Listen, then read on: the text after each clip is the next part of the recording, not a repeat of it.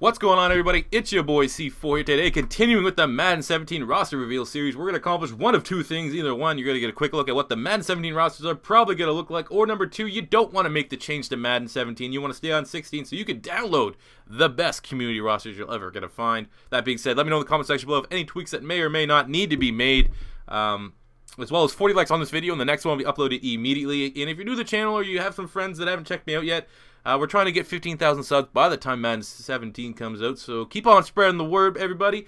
Today, we will be looking at the Jacksonville Jaguars, a very fun team, and I think with a lot of playmakers, this could be a very popular team, in my opinion, to use in Madden 17. We'll jump to the quarterback position, where we got old Blake Bortles, who we gave it 87 overall. 5-11 as a starter last year, but 4,500 passing yards, 35 touchdowns, and 18 picks. He also added 300 yards on the ground and 2 rushing touchdowns. I think for Bortles, I wanted to give him a little bit higher of a rating, but I mean, he almost had 20 interceptions. He definitely needs to come down a little bit. If he can even just take that down to like under 15, if you can get that to 14 touchdowns, slowly keep cutting that down to around 10, it's going to be golden. But I think he's an absolute stud at the quarterback position. I love that pick when they drafted him. Him and Derek Carr were, oh man, those are great pickups. But 87 overall, I mean, great. He's debatably had the best season for a Jacksonville Jaguar quarterback last year in franchise history. That's like thinking about Mark Brunell. You also got Byron Leftwich, David Garrard. I think Bortles takes the cake here. Look at the running back. They got Chris Ivory, who's one of my favorite players in the NFL. This guy is so underrated, man. It's going to be interesting to see how they work with Robinson, Yeldon, and him. For fantasy perspective, I think he might be a low-key sleeper. Yeldon, you could see in only 12 starts, wasn't exactly what they were hoping for. I guess they were trying to hope, like, oh man, maybe he'll be like a Todd Gurley in Todd Gurley's level. We still gave Yeldon an 80. He had 740 yards and 2 rushing touchdowns. But I think Chris Ivory will be the lead back, and everything about Chris Ivory, man. He's a fucking downhill runner, loves to truck motherfuckers. He has great agility. But this is a great backfield. You got Yeldon 80, and Denard Robinson 75 as the change of pace back. Phenomenal second backfield there. Fullback, that's only there because their actual fullback's gone, and I had to put one there. So you can probably, if you guys are smart enough and know how to get rid of the fullback position, maybe it's beyond my thinkings. You can just get rid of that guy. Wide receiver position, we gave Allen Robinson AR-15, 894 overall, 80 receptions, 1,400 yards, and 14 touchdowns. This guy, absolute stud. I am a little worried about having a sophomore slump here. He had his big year. Not sophomore in terms of how many years he's played in the NFL, but sophomore for being able to repeat that. I'm a little worried. Fantasy people, you might want to draft, maybe want to hold off of getting him maybe in the first, second round. If he's still there in the third, I'd go after him. But there's just a lot of red flags that he won't put up similar numbers. I hope he does, man. Like I said, I'm not a Jags fan by any means, but because they've been the laughingstock of the NFL for so long, and they're very exciting to watch. They're not a boring team to watch anymore. I really hope they do well. But it was very easy to give Robinson an 84. Allen Hurns, we gave him an 86 overall, 64 receptions, 1,000 yards, and 10 receiving touchdowns. That could probably actually be up a little bit if you guys think I should adjust that and give him maybe an 88. But we'll keep him at the 86 there. They got Blackman. I have no idea what's going on with him. Just imagine if he was still playing at the level he was back at Oklahoma State. They'd have the best wide receiving tandem. Is he gone, though? Or are they still kind of doing like a Josh Gordon thing where hopefully he can get his life back together and come back and be a freak player? We got Marquise Lee, 74, Rashad Green, 73. I mean, all these players, they may have the most depth in the best wide receiving core in the NFL. Tight end position, Julius Thomas, we gave him an 85 overall last year. In 11 starts, he had 46 receptions, 455 yards, and 5 touchdowns, which is good. I mean, a lot of people expected, myself included, when he made the move from Denver to the Jacksonville Jaguars, that it was all bad news from there. And, in his limited time, he played about half the season. I mean, if he would have played the full season, he could have had, just doing simple mathematics, almost 1,000 yards and 10 touchdowns. They still got Mercedes Lewis there. We gave a 79 as well. Jumping to the offensive line, left tackle, Luke Joeckel, a 70. He really needs to have a big season last year because as of right now, he is a bust. Left guard, Mackenzie Bernardo, coming from the Dallas Cowboys, 78.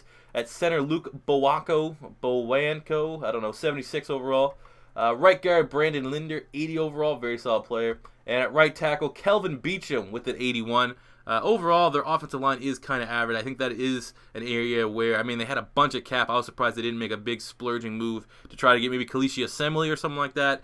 But, I mean, offensive line is average. Could definitely improve there, and hopefully Luke Joeckel can pan out. Jumping to the defensive side of things, where, oh my god, man, the fucking playmakers. They got Dante Fowler, who I think will start at one of the defensive end spots. We gave him a 78, absolute animal. Coming from a Florida Gator fan, man, this guy, when he gets to the field, he's going to be a double-digit sack player for sure. So 78 for him. At right defensive end, Malik Jackson, their big free agency signing from the Denver Broncos, with a 90. They also got Jared Audrick, who still is a great performer. Probably can move him more into defensive tackle. They don't. What do they play? They play a 3-4 there? No, they play a 4-3, so I wouldn't be actually surprised if I can move him to defensive tackle. To play next to Sandrick Marks, who we gave an 83 overall. You also have Roy Miller, who got an 81. Both these guys really good. Marks kind of had a little bit of a down year in comparison to his breakout 2015 season. Was he hurt or anything like that? Let's see here. Can't really find his stats. Was he hurt? Yeah, he only played in 2 games. So that's probably why I wasn't hearing about that. And again, look at that. Another player that was hurt. I mean, Marks was a beast. So him and Fowler, you got him, Fowler. You got 2 more guys that we're going to talk about that they got in the first round, in this first and second round of the draft. They just got basically 4 potential all-stars back on defense. Oh, I think it's going to be interesting to see. Hopefully they can all stay healthy. Because we do know the injury bug tends to hit the Jacksonville Jaguars in camp. Left outside linebacker Telvin Smith, we gave him an 86 overall in 14 starts last year. 1 interception, 7 pass deflections, 2 forced fumbles, 2.5 sacks, and over 110 total tackles. Beast season for him. Then at middle linebacker, you got Paul Posluszny, who's always... When does he have a down year, man? 82 overall. This could very well be an 85. You guys think I should adjust this? I definitely will. 14 starts, 3 interceptions, 6 pass deflections, a sack, and 130 tackles. We're going to adjust that right now. I don't like that. I don't know why I gave him such a low rating. We'll give him at least an 85 now. Even then, it could still go up. So let me know if you should adjust that. What did I not give him good at? I mean, he should have like 95 tackling for sure. Awareness, we'll give him a 90 awareness. 95 tackle. Pursuit, we'll give him 94. 95 play rec. There we go. Keep him at 85 now. If you guys think I should even, adjust that even more, I can definitely look at doing that. Then at right outside linebacker, Myles Jack at 81 overall, getting him in the second round. There's questions around his injury, how bad it is, but I mean, from a playmaking standpoint, absolute monster of a player, and just wow, man, it's gonna be interesting to see what Gus Bradley. It's not even gonna be interesting to see what Gus Bradley. You know what he's gonna do, man. He's gonna make this guy an absolute stud. You still got Dan Scooter there, who does still produce. 8 starts last year, 40 total tackles, coming over from the 49ers a couple seasons ago. But that linebacking core is very good. Jalen Ramsey, their first round pick. Can't believe they got the best player in the draft. What, 5 or 6? 81 overall. I know he picked up that injury, which, I mean, as Jags fans, you're going to be like, are you kidding me? But it looks like he will play. He should be back by, was it preseason or something like that?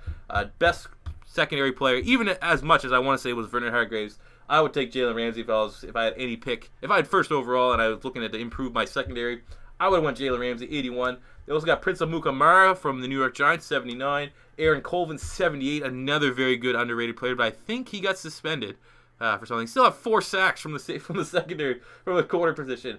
Dwayne Gratz, not bad as well. Very good player. Davin House, 76. He had 4 picks last year. That could actually be improved a little bit. If you guys think I should buff Davin House, I'm talking to you Jags fans. Look at the safety positions. Tashaun Gipson coming from the Cleveland Browns again. Great free agency signing. It was only like a year or 2 ago with the Cleveland Browns. He had like 7 interceptions in only like 12 games. So phenomenal pickup there. And then at strong safety, JOHNATHAN CYPRIEN, who's been low-key one of their best players on defense. We gave him an 81 overall, 14 starts, 1 interception, 2 pass deflections, and over 100 total tackles. Again, that could also get buffed. Maybe I'm underrating some of these guys. This could definitely be an 84. I'm looking at you Jags fans again. How should I tweak some of these ratings? Kicker Jason Myers, 79, and punter Brad Nortman coming from the Carolina Panthers, one of the better punters in the NFL, 84. So there you have it, guys. Those are projected Madden 17 ratings for the Jacksonville Jaguars. As always, looking for feedback in the comment section below if I should tweak anyone.